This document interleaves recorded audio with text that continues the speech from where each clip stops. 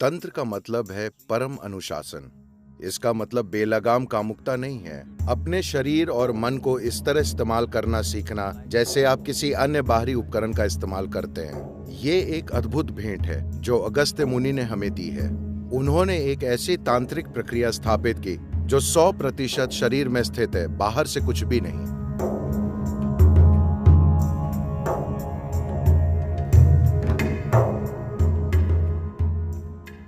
जब आप तंत्र की बात करते हैं, हमने तांत्रिक शब्द कई बार सुना है और इसके बारे में कई तरह की चीज़ें सुनने को मिलती हैं।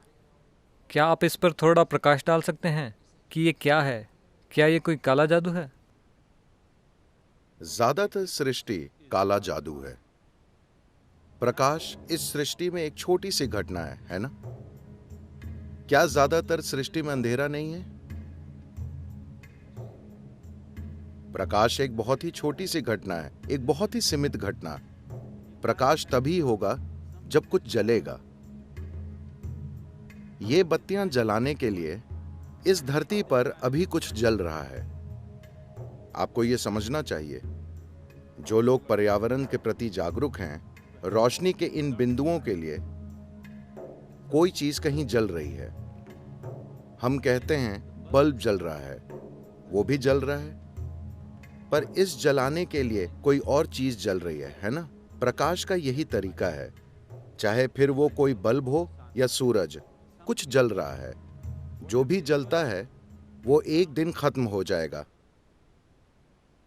हाँ, इसलिए हम कहते हैं अगर आप गैर जिम्मेदारी से जलाते हैं तो हम कहते हैं आप मोमबत्ती को दोनों तरफ से जला रहे हैं, क्योंकि हम समझते हैं प्रकाश तभी होगा जब कुछ जलेगा। तो अगर आप कुछ जलाकर प्रकाश ला रहे हैं तो बेहतर है कि आप प्रकाश को कंट्रोल करें और उसे कम से कम रखें, वरना चीजें बहुत जल्दी जल जाएंगी। तो प्रकाश एक बहुत सीमित घटना है, बाकी पूरी सृष्टि एक काला जादू है, नहीं?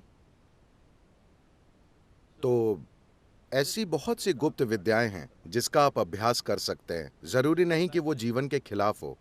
गुप्त विद्या का जीवन के खिलाफ होना जरूरी नहीं।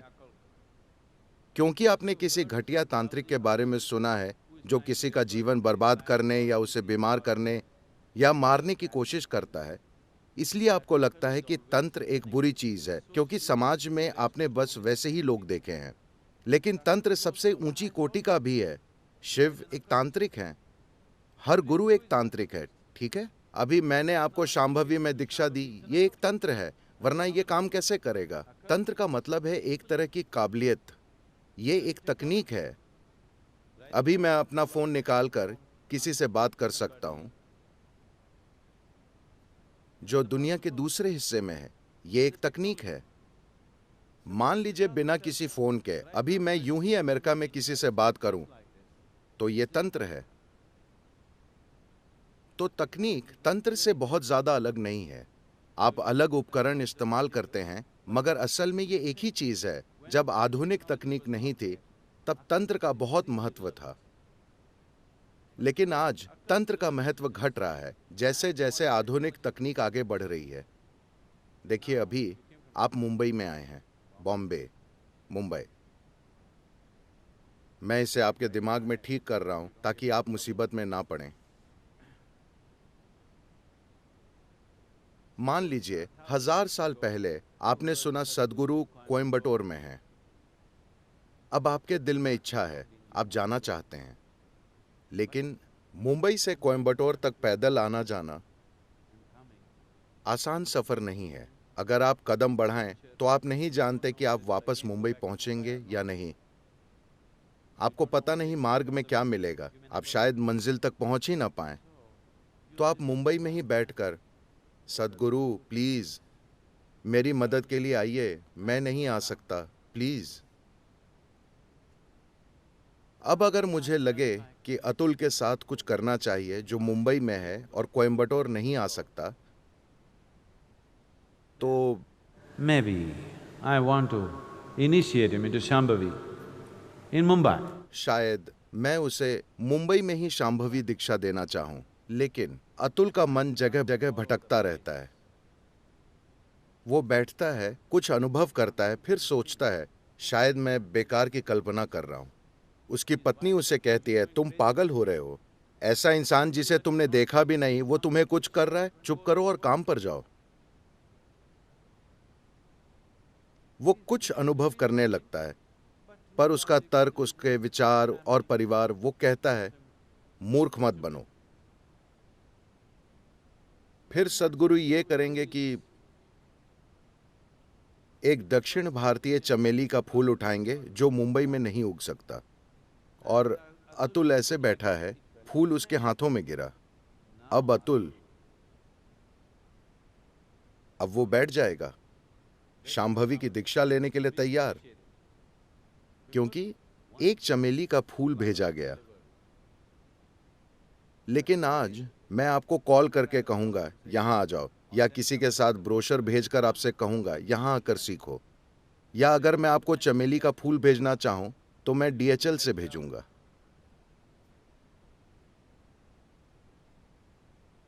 तो आधुनिक तकनीक से तंत्र का प्रयोग खत्म होता जा रहा है, पर मैं चाहता हूं कि आप 1000 साल पहले की बात सोचें और समझें कि तंत्र कितना मूल्यवान था।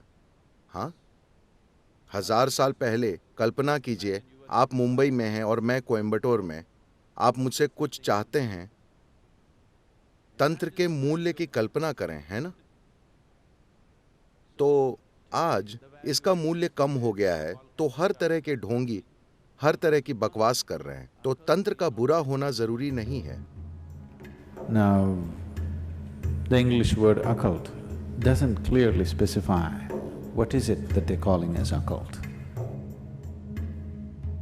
हाल ही में किसी ने मुझसे सामयामा में एक प्रश्न पूछा, शायद किसी गुरु ने ऐसा कहा है, तंत्र बस अपनी सनक को छोड़ने का तरीका है, बस अपनी सनक से परे जाने का तरीका है। ये बकवास है।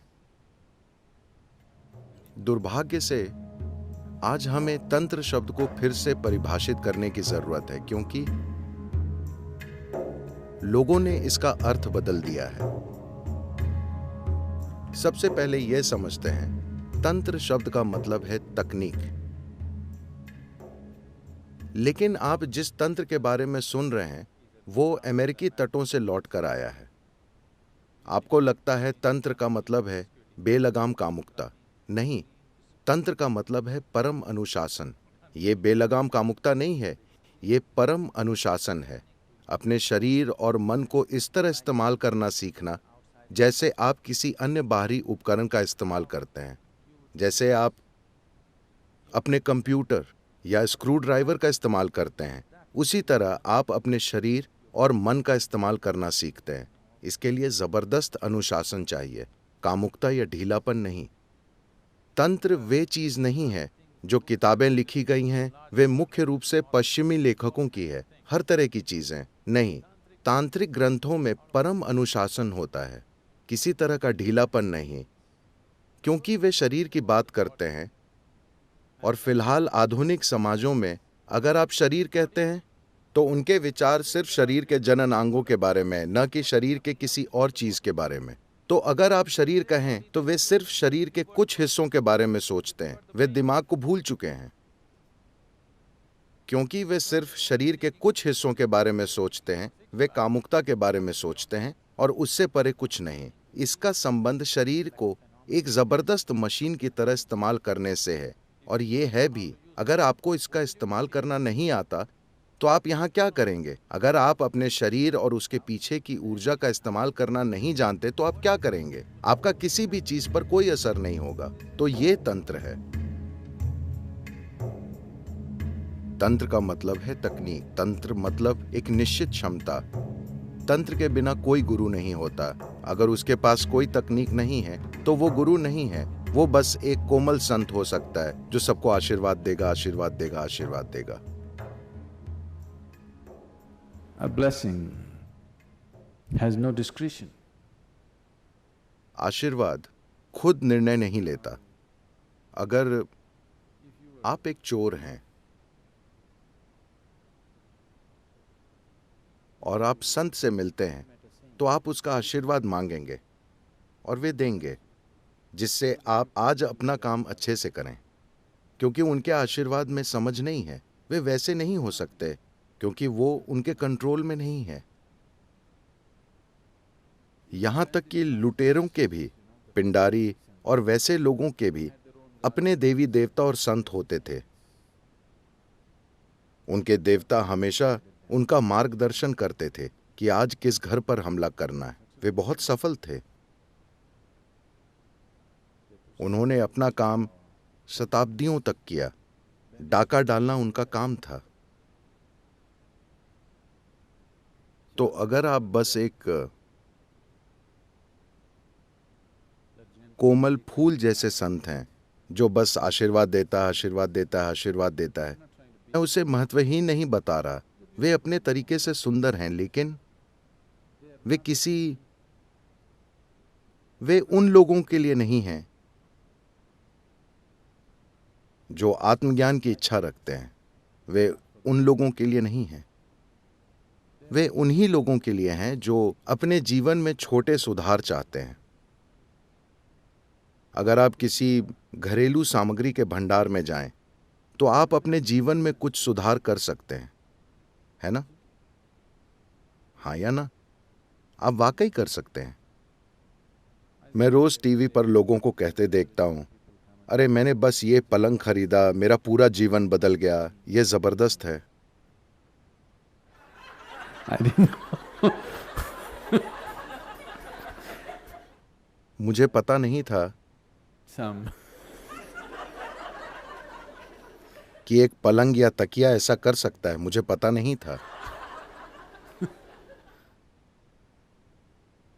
क्या आपने ये देखा है? मेरा पूरा जीवन बिल्कुल बदल गया है। तो अगर आप किसी भंडार में जाएं और किसी ऐसी चीज के साथ बाहर आएं जो आपके पास नहीं थी, तो आपका जीवन थोड़ा बहुत बदल सकता है। जीवन बदल जाता है, पर जीवन कितना बदलता है ये कई चीजों पर निर्भर करता है। क्या बदला है ये कई चीजों पर निर्भर करता है ना? मान लीजिए आपको ठंड लग रही है और आपके पास जैकेट नहीं था, पर आपको मिल गया, तो फिलहाल जीवन बदल गया, है ना? है कि नहीं? तो क्या हम उस चीज की बात कर रहे हैं? अगर हां तो ठीक है, आशीर्वाद आशीर्वाद आशीर्वाद। लेकिन अगर आप आध्यात्मिक विकास, परम प्रकृति तक पहुंचने की बात कर रहे हैं, तो किसी क्षमता के बिना एक गुरु क्या है? आप उसे गुरु नहीं कह सकते। क्षमता का मतलब है कुछ करने की काबिलियत जो लोग खुद नहीं कर सकते। तो अगर मैं चाहता हूं ये बात आपके दिमाग में स्पष्ट हो कि अगर कोई तंत्र न हो, तंत्र से मेरा मतलब है अगर कोई तकनीक ना हो। तंत्र संस्कृत में तकनीक को कहते हैं, उसे नहीं कहते जो आपको समझा दिया गया है। तो अगर कोई तंत्र न हो तो वाकई कोई गुरु भी नहीं होगा।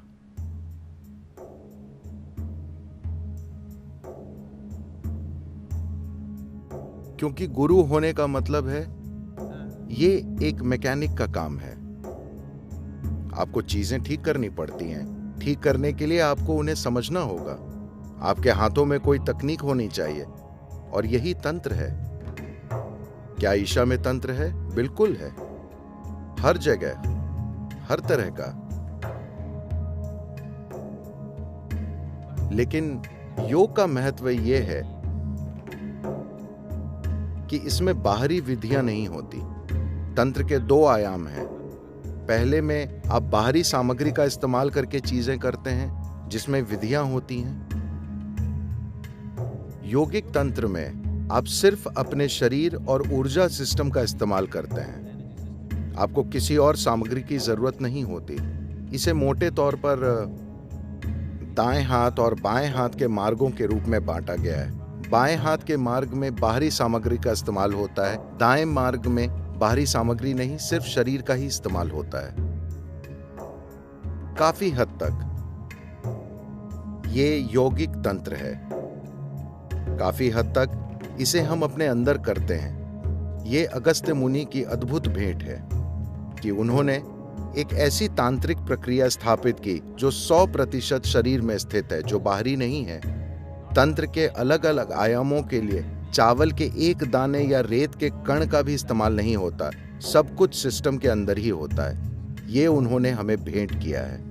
ये सबसे बड़ी चीजों में से एक है। इंसानी सिस्टम से जुड़ी ये सबसे बड़ी चीज है जो आज तक हमें किसी ने भेंट की है। ये उनकी भेंट है।